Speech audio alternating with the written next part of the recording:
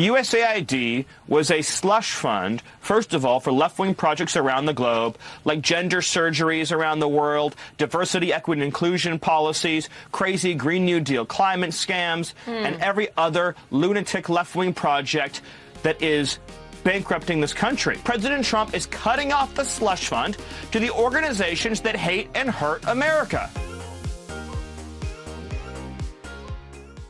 Stephen Miller is the deputy chief of staff in the White House, and he is becoming probably the most effective, energetic, and frankly, ferocious spokesperson, not just for this administration's policies, but pushing back against this administration's critics. He appeared on Fox News Channel with Maria Bartiromo, and I want to show you some of the highlights because he's really good. Yes, the USAID was a slush fund, first of all, for left-wing projects around the globe, like gender surgeries around the world, diversity, equity, and inclusion policies, crazy Green New Deal climate scams, and every other lunatic left-wing project that is bankrupting this country. But even beyond that, it was funding an army of left-wing activists, these NGOs, non-governmental organizations, NGOs.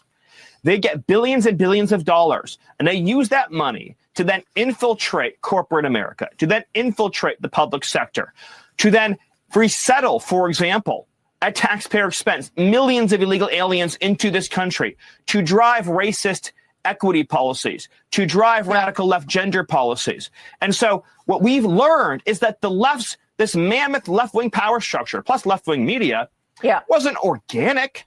It wasn't created naturally. It was funded by taxpayer dollars. And that is why they are screaming and screeching so loud now, is because President Trump is cutting off the slush fund to the organizations that hate and hurt America.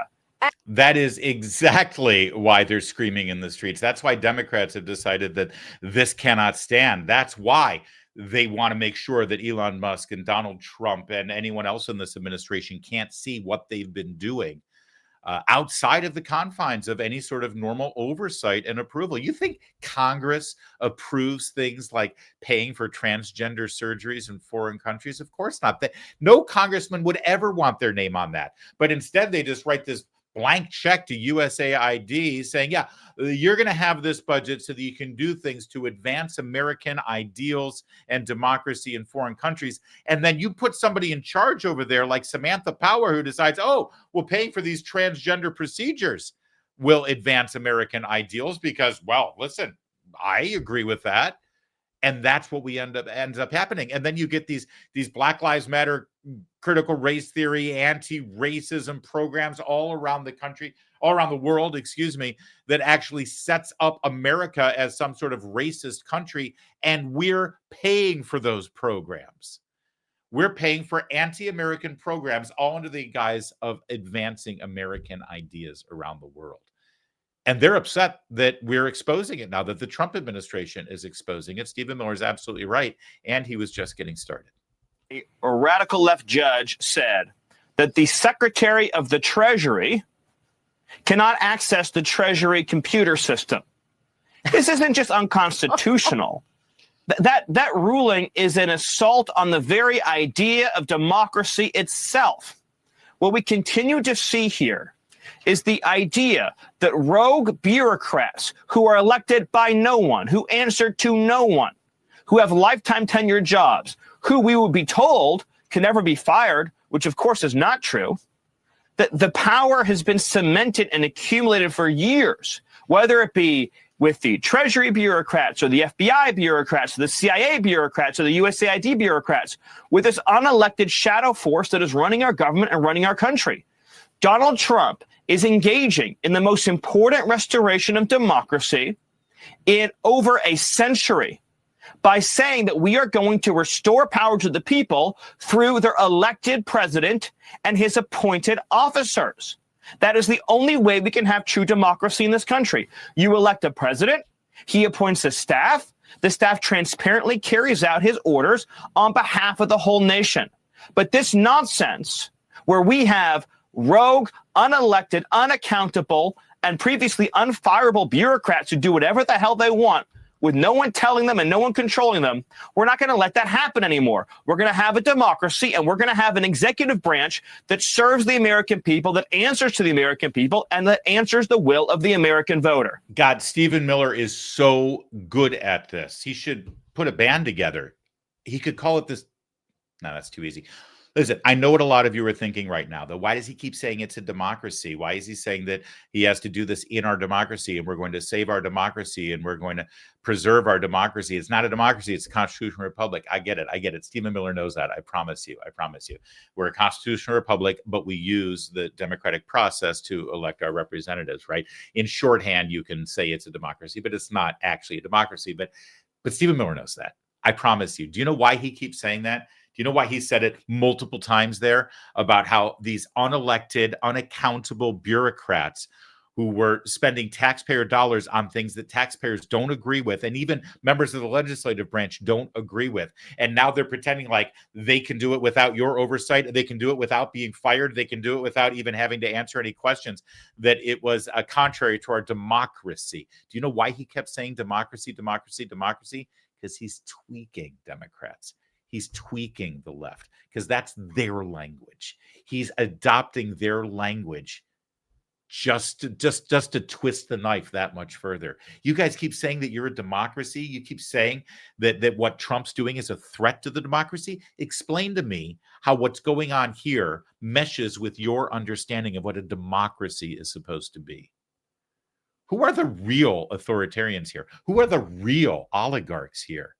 They want to protect this pristine chosen few who get to sit in their towers and decide how our money, millions and millions and tens of millions and billions of our money, our tax dollars, how it gets spent around the world to undermine our very nation's interests.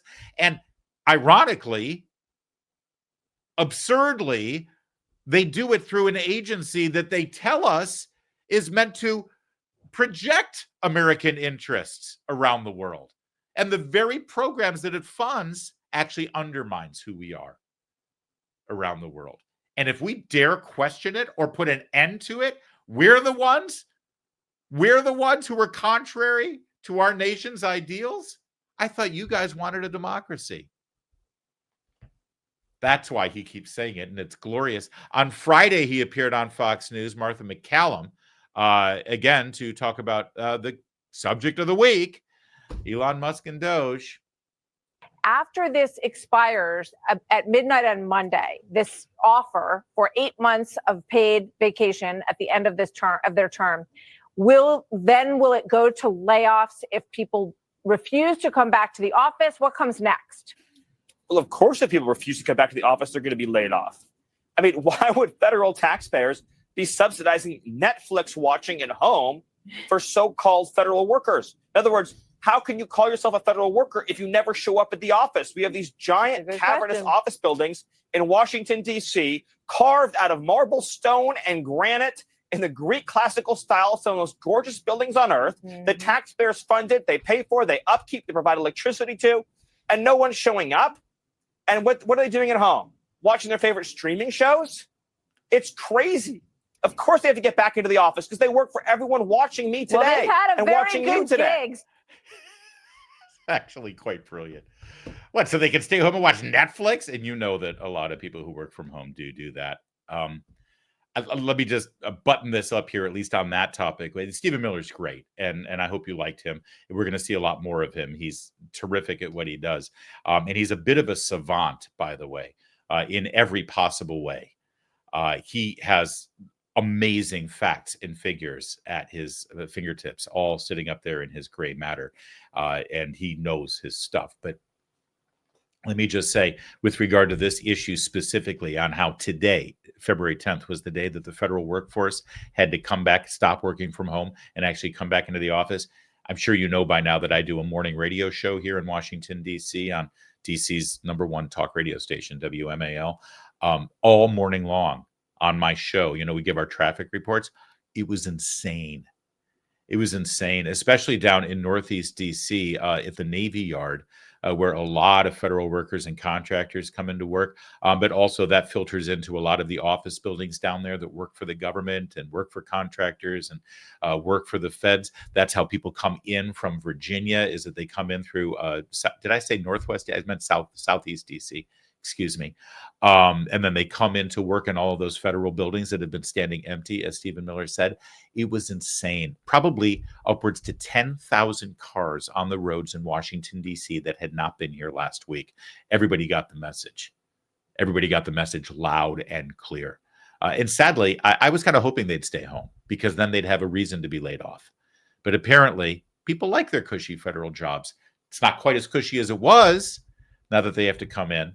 And the good news is, for my radio show, the longer the traffic is for people to get in, the longer they listen to my show, which is better for my rating. So win-win for everybody across the board. Have you seen the news from economists forecasting a depression, not a recession, a depression by the year 2030? See, we've got this perfect storm brewing. Congress is going to try to do something about it, but it's going to be hard. See, we got Social Security and Medicare hitting a breaking point. We got the largest generation hitting retirement. We got a smaller workforce, which means smaller tax funds funding those programs, and then a growing national debt, rising cost of living. We have a problem right now. So what are you going to do about it? Well, you can do something to protect your own family's future.